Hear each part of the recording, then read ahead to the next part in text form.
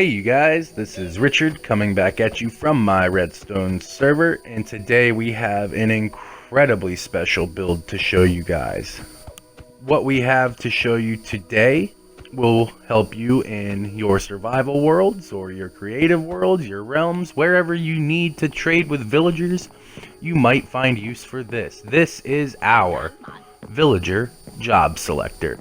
Now you could use any means you want to have a villager be able to be brought here, maybe via minecart, but you'll notice that this villager is a toolsmith. And he is a toolsmith because he's responding to this smithing table over here. You can see though, if we change our dial to say potion stand, or the brewing stand as they call him, the villager will respond to that and he will change his profession to a cleric. How neat is that? So, you can see that on our dial over here we have 8 different jobs to choose from. You could certainly make them whatever 8 you want, or you could add up to 15 by using a lectern instead of a item frame. But you'll notice that he responds to our lectern when selected, and he will change his profession to the librarian profession. Now you could imagine having a villager trading hall somewhere, and maybe when you want to add a new villager, you go ahead and bring him down here and get his job changed, and you ship him off to your villager trading hall. You can see that we can change to a shepherd when we select our loom. And of course, the cartographer table is going to produce a cartographer.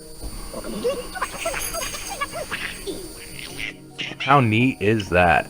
Alright, so how did we do this, you guys? We're going to take a look in just a second. But first, I want to show you that it doesn't really matter where you spin it. This thing cannot jam itself up. The worst thing that can happen is that it takes a little while to get to where you want it to be.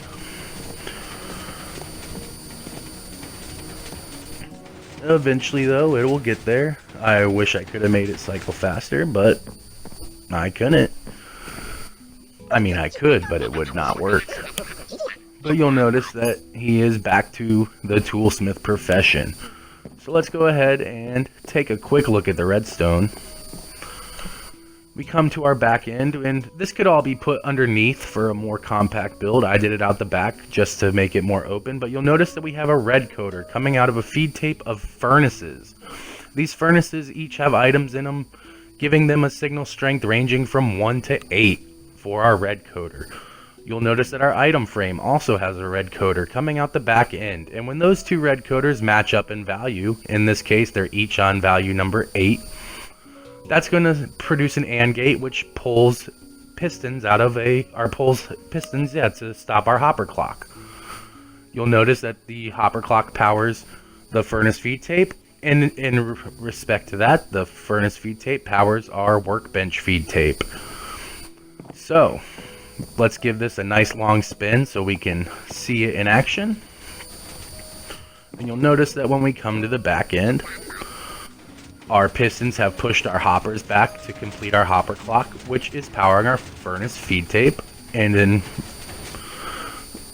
turn powering our workbench feed tape. You'll notice that when these blocks match up in power, our pistons pull our hoppers back down, stopping our feed tape and pushing out our desired skill table.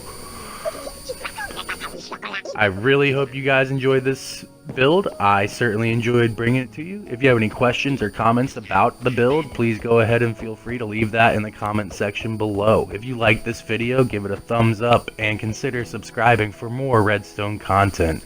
In the meantime, this is Richard, signing out.